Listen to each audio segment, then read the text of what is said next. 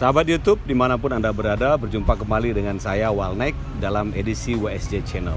Kali ini kita akan bicara volume ke-16, di mana saya akan memberikan tips bagaimana mendampingi anak kita belajar secara online.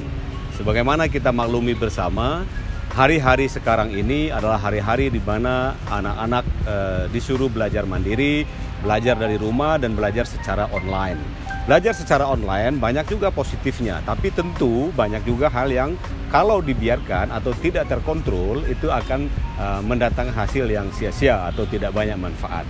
Oleh karena itu saya ingin berbagi 3 tips bagaimana caranya Anda sebagai orang tua mendampingi anak kita belajar secara online. Tips yang pertama, kita harus buat komitmen dengan anak kita di dalam satu hari, di dalam 24 jam itu, berapa jam yang mau dipatok dia untuk belajar dan kapan.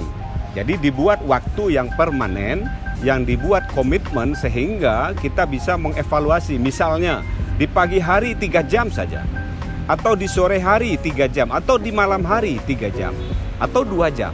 Antara 2 sampai 3 jam saja setiap hari itu rasanya sudah cukup, asal dilakukan secara disiplin. Jadi kita buat komitmen sama anak, maunya di pagi hari, siang hari, sore hari, atau malam hari. Yang penting 3 jam dalam sehari. Nah, setelah Anda mendapatkan komitmen itu, baru saya ingin memberikan tips yang kedua, minta anak untuk membuat kalender belajarnya, schedule belajarnya. Hari Senin 3 jam itu belajar mata pelajaran matematika misalnya. Hari Selasa belajar IPA. Hari Rabu belajar bahasa Inggris, dan seterusnya dan seterusnya. Minta dia membuat kalender belajar. Tidak usah terlalu lama, bulanan, tidak. Yang penting mungkin cukup mingguan. Dalam minggu ke depan ini, anak akan belajar apa?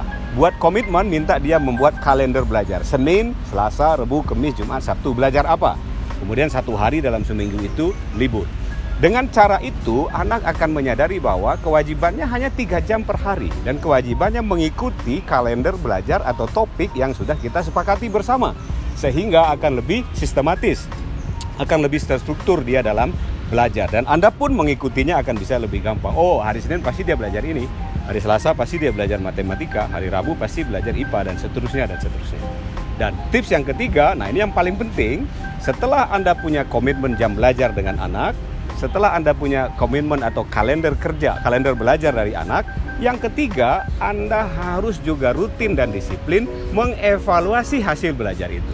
Dengan cara apa? Dengan cara memberikan tes, dengan cara bertanya kembali atas apa yang sudah dia pelajari. Misal, hari Senin dia belajar matematika, belajar tentang tambah kali bagi kurang misalnya untuk anak SD. Lalu besoknya atau malam harinya kita evaluasi hasil pelajaran tambah kali kurang itu seperti apa. Hari Selasa dia belajar IPA, belajar tentang biologi misalnya. Hari Selasa malam atau hari Rabu pagi kita evaluasi apa hasil dari belajar itu. Ketika hasil belajar itu memuaskan, menunjukkan bahwa hasil yang dia pelajari itu dia bisa jawab dengan baik, berarti dia sebetulnya serius dalam belajar. Dan dengan demikian akan terjadi keteraturan. Dia akan mengupdate dirinya, akan belajar dengan secara sistematis, dan dia tidak akan lepas atau tidak akan lost control terhadap masa-masa sulit, masa-masa social distancing ini, masa-masa berdiam diri di rumah ini, masa-masa belajar dari rumah ini. Kita bisa kendalikan dan update informasi dan pembelajaran dia tetap terupdate dengan baik. Itu kira-kira tips dari saya. Mudah-mudahan orang tua bisa melakukan ini secara konsisten, secara komit, dan berikan kebahagiaan dan kegembiraan suasana belajar kepada anak-anak kita semuanya. Di balik kesulitan pasti ada kemudahan, di balik kesulitan pasti ada kemudahan. Jangan lupa subscribe, share, dan likes WSJ channel ini.